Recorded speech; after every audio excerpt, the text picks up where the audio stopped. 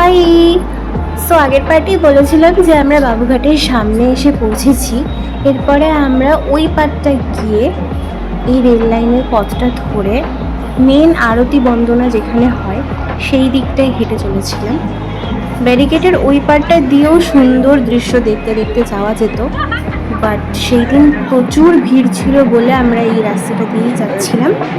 দেখতেই পাচ্ছ প্রচুর প্রচুর প্রচুর মানুষজন এখানে। নর্মাল দিনেও সন্ধেবেলার দিকে আরতি দেখার জন্য এরকম ভিড় হয়, বাট আজকের ভিড়টাই একটু অন্য কারণে। দুঃখজনকভাবে আমরা সেই দিন সেখানে গিয়ে জানতে পারি যে চৈতি ছটের কারণে সেই দিন আরতি বন্দনা বন্ধ ছিল বাবুঘাটে।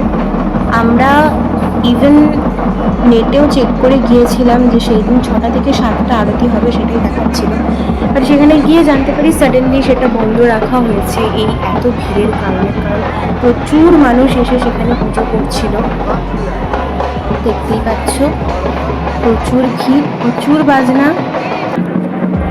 তবে নতুন একটা পুজো দেখতে পেয়ে আমাদের সকলেরই খুব ভালো লেগেছিল। আর এই যে আমাদের রুমমেট, তারই এটা মেন পুজো।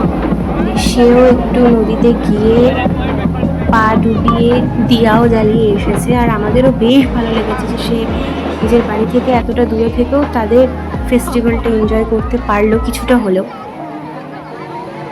আর এখানে রাতের দৃশ্য নিয়ে তো কিচ্ছু বলার নেই, চারিদিকটা এত সুন্দর, এত আলো আর এত ভিড়ের মাঝখানে সত্যি খুব ভালো লাগছিল। এরপরে 3 জনে মিলে আমরা তাড়াতাড়ি করে কিছু ছবি তুলে নিলাম। খুব সুন্দর সুন্দর, খুব মজা করেছি সেই দিন আমরা সেখানে।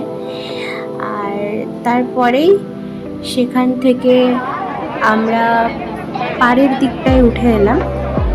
প্রায় পুজোটা শেষের পথেই ছিল, সবাই বাড়ি ফিরে যাচ্ছিল। আর আমরাও আমুল কুলকে চিয়ার্স বলে আর চায় কে হাই বলে সেখান থেকে বেরিয়ে গেলাম বাড়ির উদ্দেশ্যে।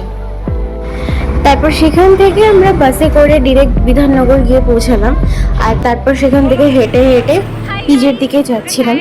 বাট সব থেকে মজার বিষয় হলো যে এই না আমরা পিজিতে ঢুকবো বলে রোড ক্রস করতে গেছি, সেই দেখি হোদলস ক্যাফেতে প্রচুর টলিউড তারকাদের সমাগম। সো দেখে তো ভীষণ আনন্দিত হয়েছিলাম। এটা অ্যাকচুয়ালি CB67, আর আমরা থাকি ঠিক তার পাশে CB68-এ আমরা পিজিতে থাকি। সো পিজিতে ঢুকতে গিয়েই যে এমন একটা চমক পাবো সত্যি ভাবিনি। তাই সেখানে গিয়ে আমার সত্যি ভীষণ একটা পছন্দের মানুষ সব্যসাচীদার সঙ্গে আমরা সকলে ফটো তুলে, দেন সায়কদা আর প্রেরণাদির সাথেও ছবি তুলে নিলাম। তারা সত্যি ভীষণ ভালো মানুষ, আরও অনেকেই এসেছিল। সো তাদের কথা মতো শুনে আমরা ভেতরে গিয়ে দেখি যে সেখানে একটা জুয়েলারিরও খুব সুন্দর এক্সিবিশন হয়েছিল, আর বিকেল থেকেই সেখানে চলছিল একটা প্রোগ্রাম। সো খুব সুন্দর সেখানে কালেকশন, দারুণ, আমার তো বেশ ভালো লেগেছে। আর এই দিদিটারই ছিল অ্যাকচুয়ালি এই জুয়েলারি শপটা, তাই পয়লা বৈশাখের দিনে সেখান থেকে একটা ছোট্ট কানের দুল নিয়ে নিজেকেও গিফট করে দিলাম।